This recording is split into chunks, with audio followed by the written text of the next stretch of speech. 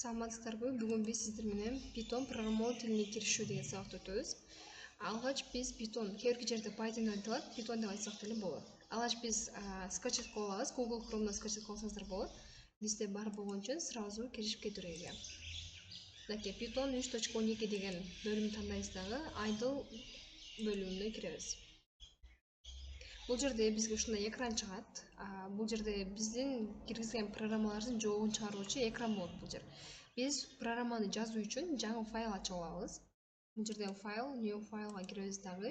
Ошол жерге биз программа түзүп кетиребиз. Эң эле биринчи Python'до киргизүүчү, чыгаруучу деген операторлор бар. Биз мисалы салам Кыргызстан деген сөздү чыгарыш үчүн биринчи биз чыгаруучу операторду, функцияны колдонобуз. Ал үчүн бизге print деген сөз жардамга келет. Print бул чыгаруучу оператор. Салам Кыргызстан деген сөздү чыгарыш үчүн биз биринчи кашыга алып алабыз. Жана ошондой эле апострофкага алабыз. Эми бул жерге салам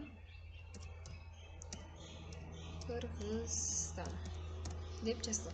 Кайра апострофканы жабабыз дагы, кашаны жабабыз. Сөз түрү жабышыбыз керек, себеби бизге жоопту чыгарыш үчүн каша колдонулат.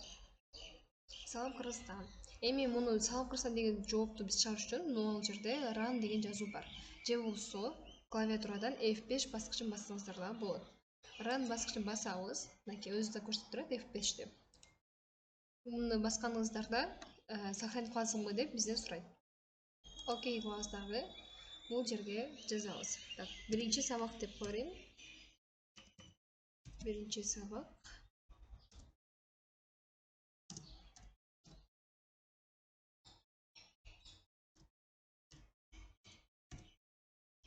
Python деп көрейин. Сохранить. Бассаңыздар, бул жерге көргөнүңүздөрдөй салам Кыргызстан деген жооп чыкты. Бул биздин киргизүүчү операторубуз print болуп эсептелинди.